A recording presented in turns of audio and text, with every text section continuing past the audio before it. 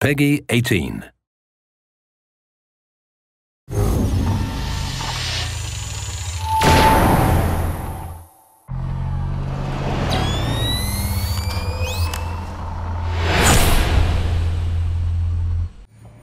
Hey, I'm Zack Cooper, your Splinter Cell community developer. I'm joined, amongst other people, by Geoff Ellenor, level design director on Spies vs. Mercs. Geoff, we are playing Spies vs. Mercs Blacklist, and what that is exactly is 4 versus 4. We know that much. Can you maybe give us some details as to how this differs from the Spies vs. Mercs Classic, which we've previously shown off? All right, well, this is Blacklist Edition. So for starters, we got more people in the game. We're playing 4 people versus 4 people. And in Blacklist mode, it is really about the different relationships between the presets and the classes and the different loadouts that you can have and carry into the game. It tends to be a little faster paced with more people as well.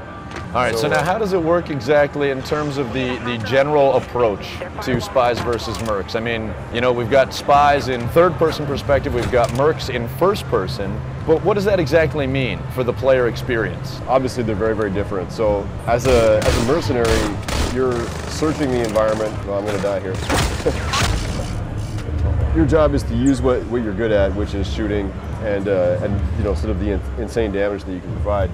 As a spy, you have the third-person experience, so you can see the environment and use it to your advantage. Now we're looking at your screen right now. You're in the respawn screen. As you can see, you're about to come back to life. I'm coming back in to try to keep my buddy, the hacker, alive, and yeah, and that would be me. Over. I just bit the dust. You failed me, Zach. So, what is your preset loadout? Who have you chosen, and what's that all about? Right now, I'm playing as the Predator, which means I have the ability to temporarily cloak and become invisible, which is useful because I want these guys to not see me as I move way over here. But now you're not obviously completely invisible when you've got your digital ghillie suit intact.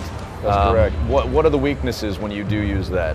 Well, the digital ghillie suit lets me become largely invisible for a short period of time, and also if enemies have the disruptor power or anything that affects my electrical abilities at all, they'll be able to make me visible. Okay, now we just saw you just initiated the hack. What are the general philosophies or good quality strategies that you should stick to when you are specifically the hacker? Uh-oh. As the hacker, my main thing is I don't want to go near the enemy. Oh boy! You know, I only want to engage when absolutely necessary, and my role is to stay alive inside the zone. So now, when you are on the Spies team, you've initiated a hack. So when they spot me, like right there, I'm gonna try and get out of dodge. Whereas I've EMP'd these. I almost took out both of them. I threw an EMP, which disables all electrical equipment, and then I had the opportunity to try and take them both out, but I was unable to. Right now, they're up above them. me. I'm using my sonar goggles to kind of know where they are. There's a third Merc coming in, so somebody just saw me. So I realize now that this isn't going to be quite as easy as I had hoped as far as concentrating on the game while interviewing you, Geoff Ellenor, level design director. But I am going to drop down and kill this Merc right here, which you can't see because we're watching Geoff's screen. So what we're doing right now is we're trying to support the hacker. And you indeed are the hacker still, Geoff, and you can see at the top of the screen that we are at 88%, upwards at 90. And I could run around as I did as a decoy, try and you know, generate a little attention away from the hacker, because all you basically need to do, correct me if I'm wrong, is sit pretty until that hack is complete, like is the case. Exactly. At this point, you know, we got close for a minute there, and Merc got close to me and spotted me, but basically, what I'm doing is not being where he expects me to be. I'm going to take this guy out using the death from above. And death from above is really one of the hallmarks of the Spy's strength. If a Merc walks directly underneath you, you can drop down on him and kill him exactly the same way you can in the single-player game. As I was just able to do, and now I'm going to initiate a hack.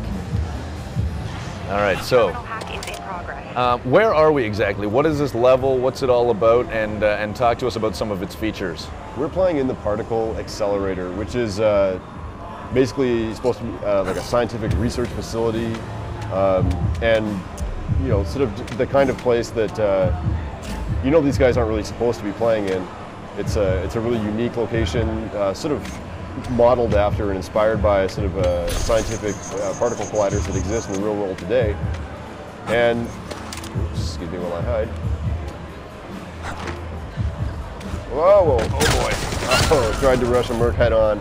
Yeah, Always I'm a bad in trouble idea. here. I'm the hacker, and I got like 3 Mercs bearing down on me. Right. So talk to us about what we're seeing there in your respawn screen. As in the respawn camera, on the spy team, I can switch between my teammates and see what they're doing. Oh boy. Oh boy. So for example, I can see that you as the hacker are failing me. And now there's going to be that brief window, the 14 seconds, for the spies to restart the hack. But there's a lot of Mercs in that area. And it is worth noting that that's basically the exact same amount of time to respawn. So now that you can see directly affects the kind of core philosophies in terms of Spies versus Mercs, where I'm try and move around these guys. You know, it's not stealth advantage. It's not necessarily about getting kills. It's about completing the objective and really just staying alive. And you know, we're not doing that great. We've only got one terminal hacked. All right. So while I'm getting worked over in C, you can see you're moving towards the server room there. And I've got some Mercs coming up to me. Crap. So remember, you're the hacker. What you want to do is hide.